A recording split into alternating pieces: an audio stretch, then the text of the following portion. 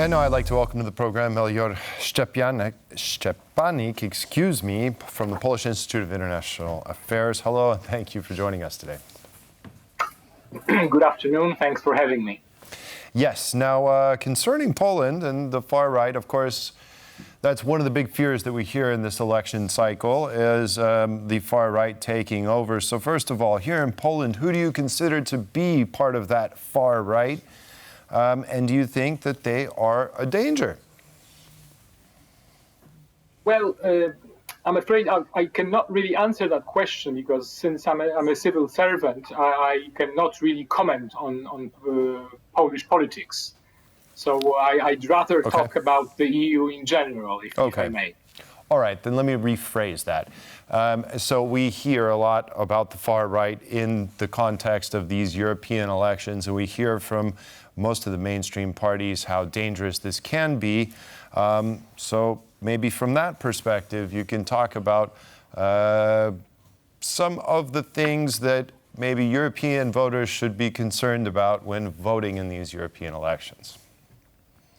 Well, usually when analysts talk about far-right parties, well, what they mean is political parties that represent views that are described as conservatives, perhaps nationalist, and usually it also goes hand in hand with a critique of the state in which the EU finds itself at the moment. So these parties claim that current EU elites, leaders of member states and leaders of EU institutions are not doing a good job, and then the EU needs a reform.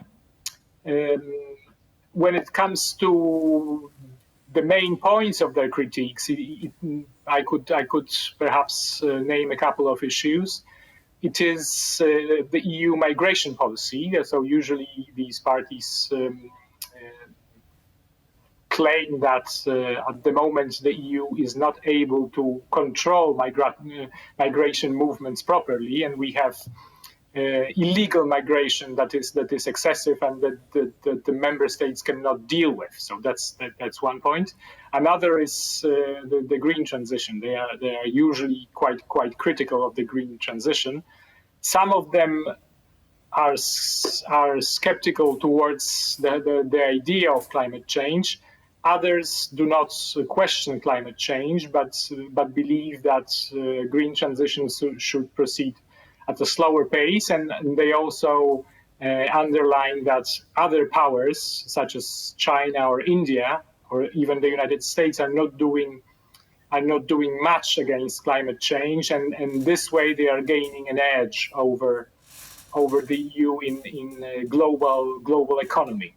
Okay, that all sounds very logical. It all sounds very logical, and like it should be a typical part of the political discourse during an election cycle. So why is that so bad?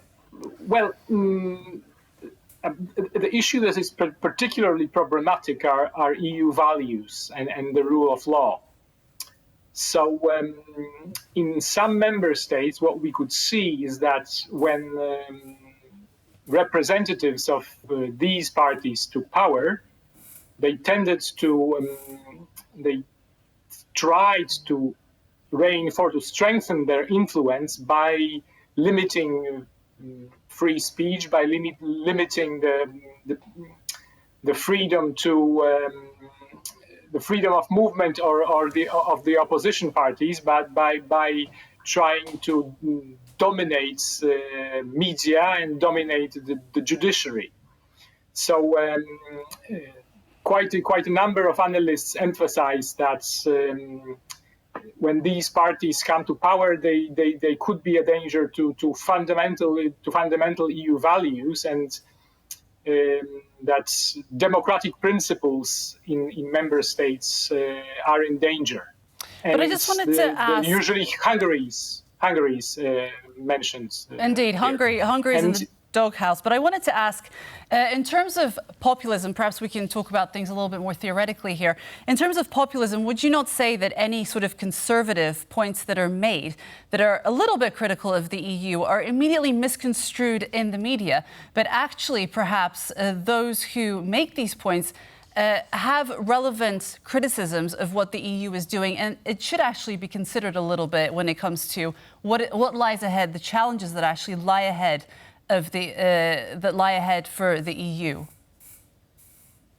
Well, absolutely. I think the EU can benefit from constructive criticism, definitely.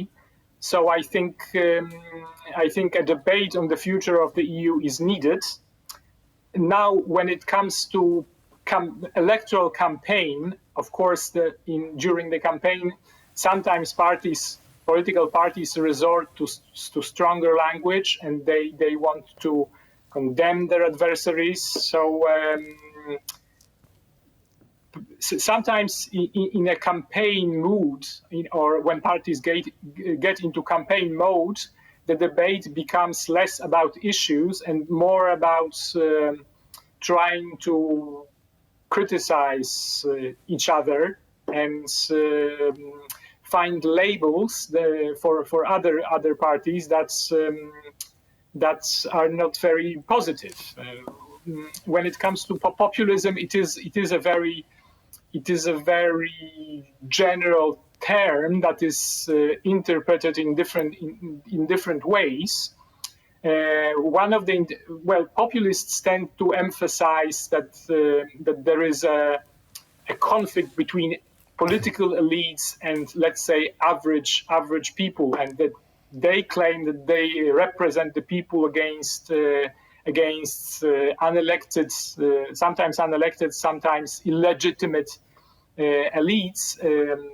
So that's how they in this way they are trying to gain more traction in political debates and gain more support. It's not always true. So I guess when we look at the political debates, we can see quite a number of simplifications, quite a number of half-truths. It would be better for the EU if the debate between political forces focuses on issues rather than on just the exchanges of purely politically motivated criticisms. I couldn't agree with you more, and actually I think that's a great description of all politicians and political parties in elections. Melchior Szczepanik, Polish Institute of International Affairs, thank you very much.